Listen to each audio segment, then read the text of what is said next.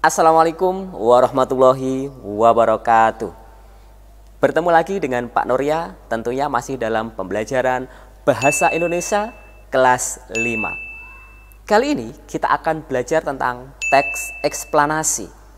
Apa teks eksplanasi? Teks eksplanasi adalah sebuah teks atau bacaan yang menjelaskan tahapan atau proses atau sebab akibat mengapa dan bagaimana sebuah fenomena atau peristiwa bisa terjadi. Teks eksplanasi memiliki 3 struktur atau 3 bagian. Yang pertama adalah pernyataan umum.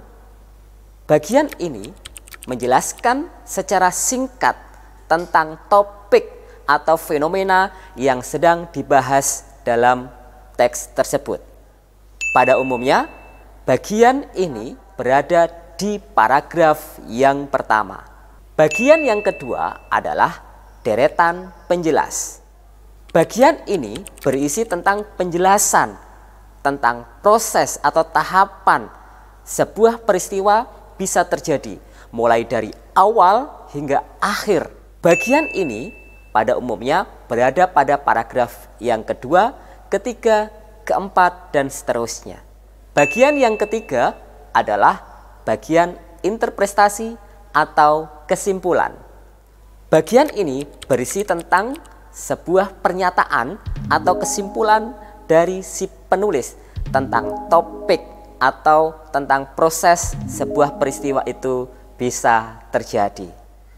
Ciri-ciri teks eksplanasi yang pertama adalah bersifat ilmiah. Fenomena yang dijelaskan dalam teks eksplanasi harus bersifat ilmiah, yaitu berupa fakta, realita, dan berdasarkan teori dan penelitian. Ciri yang kedua adalah bersifat logis.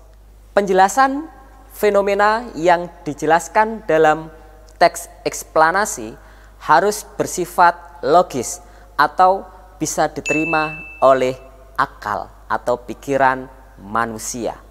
Sedangkan ciri yang ketiga yaitu bersifat objektif.